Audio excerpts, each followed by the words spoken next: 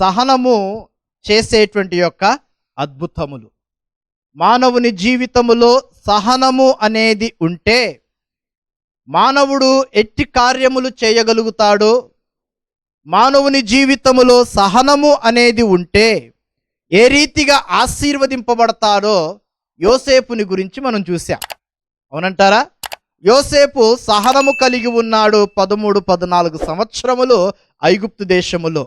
ఆ సహనము ఐగుప్తు దేశానికి తనను ఒక మంత్రిగా, అధికారిగా, నాయకునిగా మార్చేసింది. హల్లెలూయా. తద్వారా తదుపరి దావీదు యొక్క సహనమును మనం చూసాం. దావీదు సహనము కలిగి జీవించుట ద్వారా గొల్యాతును గెలవగలిగాడు, ఫిలిస్తీయుల మీద గెలవగలిగాడు, ఆ ఫిలిస్తీయుల మీద జయమును సంపాదించుకొని సౌలును కూడా గెలవగలిగాడు. ఏమండి? సౌలును కూడా గెలవగలిగాడు. చూడండి, యోనాతానుకు ఏం అవసరమంట? తన రాజ్యం వెళ్ళిపోతుంది. అరే, సౌలు తర్వాత సౌలు స్థానములోనికి ఎక్కవలసిన వాడెవరు? యోనాతాను కుమారుడు.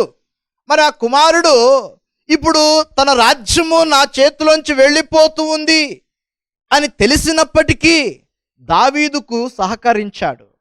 ఎందుకు అయ్యా అంటే, దావీదు ఈ యొక్క అధికారములోనికి రావడము ఇది మానవుని తీర్మానము కాదు, మానవుని యొక్క నిర్ణయము కాదు, ఇది దేవుని నిర్ణయము.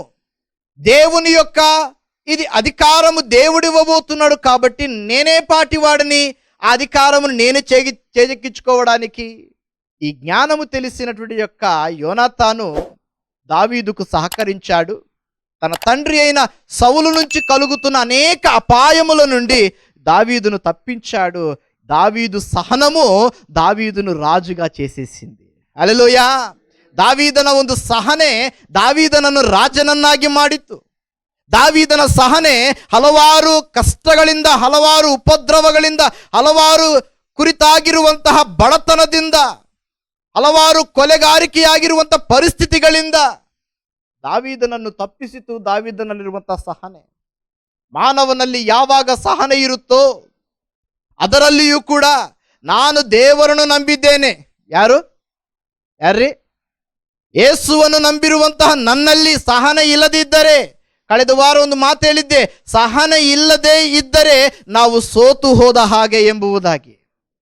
ಸಹನೆಯಿಂದ ನೀನು ಇಲ್ಲದೆ ಇದ್ದರೆ ಎಷ್ಟೇ ಕಷ್ಟ ಬರಬಹುದು, ನಿನಗೆ ಎಷ್ಟೇ ನಿನಗೆ ನೋವು ಬರಬಹುದು, ಎಷ್ಟೇ ಉಪದ್ರವಗಳು ನಿನ್ನ ಮೇಲೆ ಬಂದು ಅಪ್ಪಳಿಸಿ ನಿನ್ನ ನೆಲಕ್ಕೆ ತಳ್ಳಿ ಬಿಡಬಹುದು.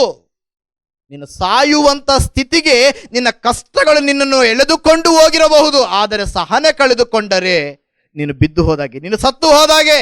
ಆದರೆ ಆ ಸಹನೆಯಿಂದ ನೀನು ಸ್ಥಿರವಾಗಿ ನಿಂತುಕೊಂಡರೆ ಸತ್ತಿರುವಂತಹ ನಿನ್ನ ಜೀವಿತವನ್ನು ಕೂಡ ಬದುಕಿಸುವಂತಹ ಶಕ್ತಿ ಉಳ್ಳವನಾಗಿದ್ದಾನೆ ಯೇಸು ಸ್ವಾಮಿ. ಹಲ್ಲೆಲೂಯಾ.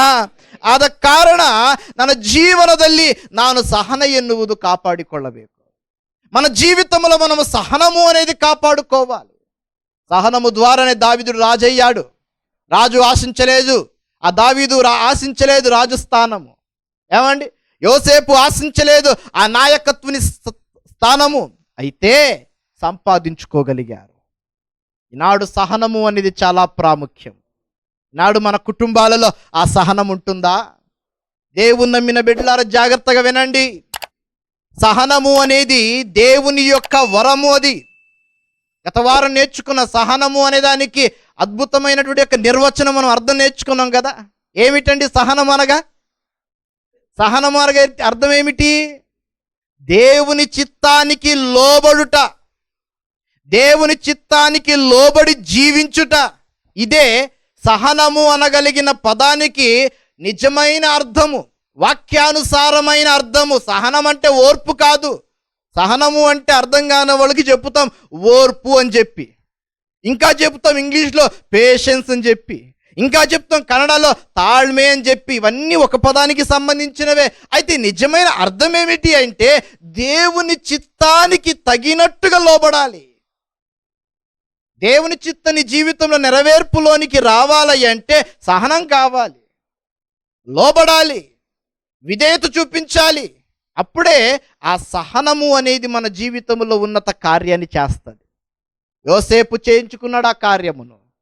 ఎప్పటి వరకు ఉంటావు యోసేపు అంటే, దేవుడు నా జీవితంలో మేలు చేసేంత వరకు నేను సహనముతో ఉంటా అన్నాడు. అంటే కష్టాలు వస్తే మరి ఏం చేస్తావు? అయినా పర్వాలేదు భరిస్తాను.